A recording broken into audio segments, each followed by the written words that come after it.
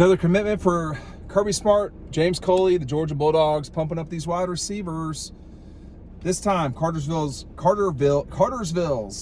Brady Marchese, easy enough for me to say. Here's what Matt DeBerry has to say about Marchese as we talk about this. If I'm pronouncing the last name wrong, you'll have to give me a little bit of grace on that. He says the fast-rising in-state pass catcher is coming off a strong junior season this fall, where he brought a level of explosion and big playability to the Cartersville offense.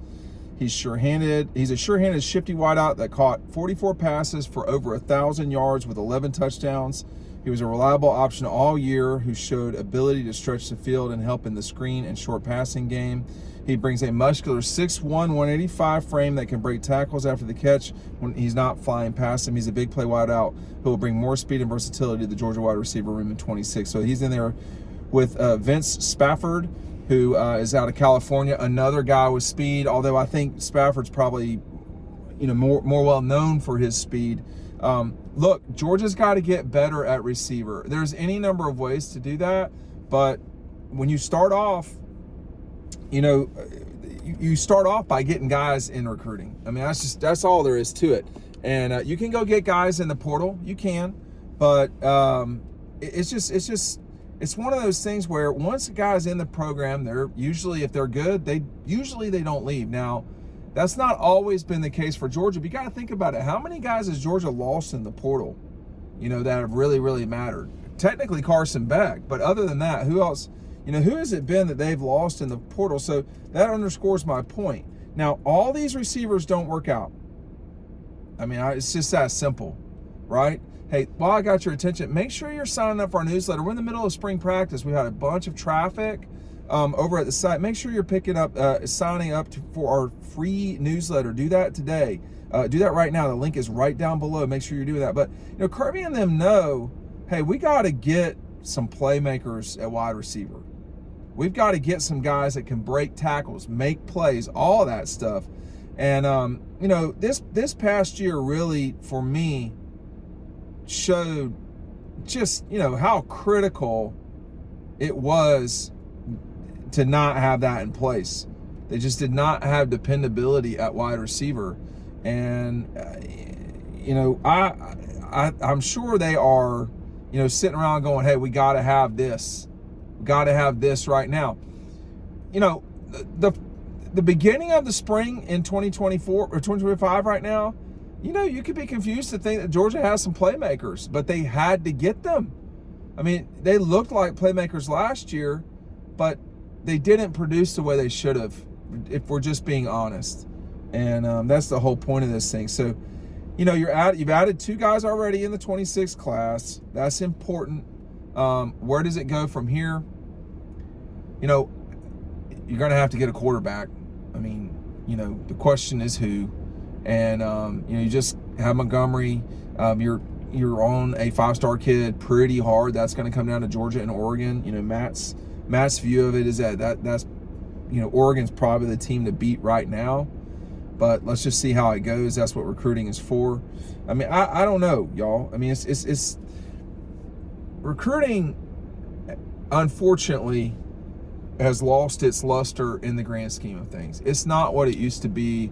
There's a lot of different reasons for that in terms of like coverage and all that. I mean, in terms of coverage, recruiting's not what it used to be because, the change of the date. I mean, we went from a February recruiting season where you had an entire buildup from January on to February and visits and all this stuff. And now you just don't have that now.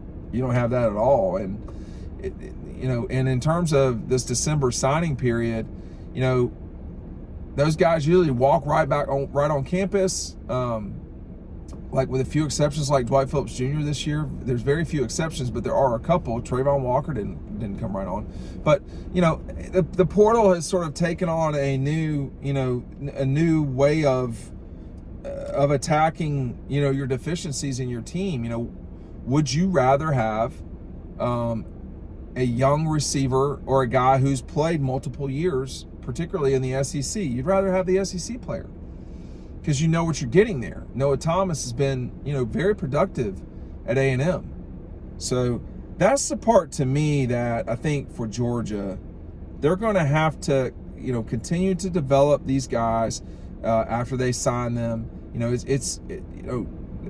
James Coley's got to the point of James Coley right now is recruiting.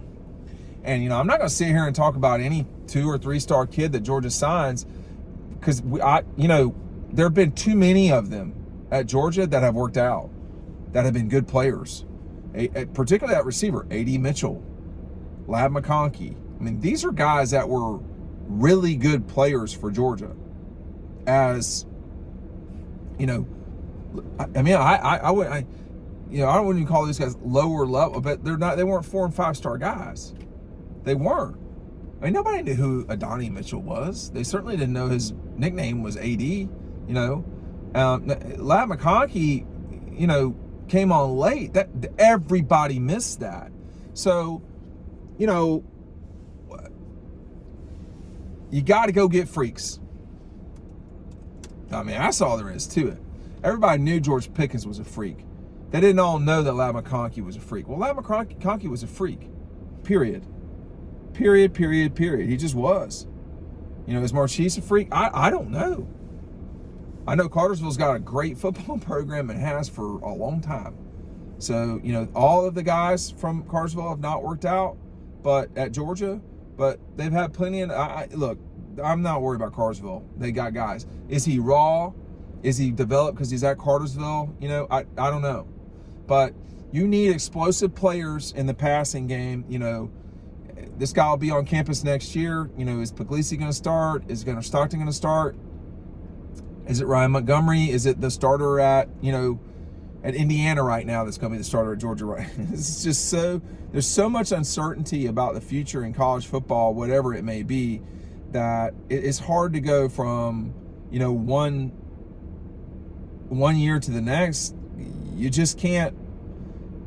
You can't know what you're getting. But I think whenever a guy, an in-state guy, commits to Georgia, particularly at a position of need, it's a big deal and it's an important moment. That's really all I got on Marchese coming in. It's big news, though, no doubt about it. Georgia getting Brady Marchese today about 4 o'clock in the afternoon for the Dogs. Another pickup in the wide receiver room. Thanks for watching.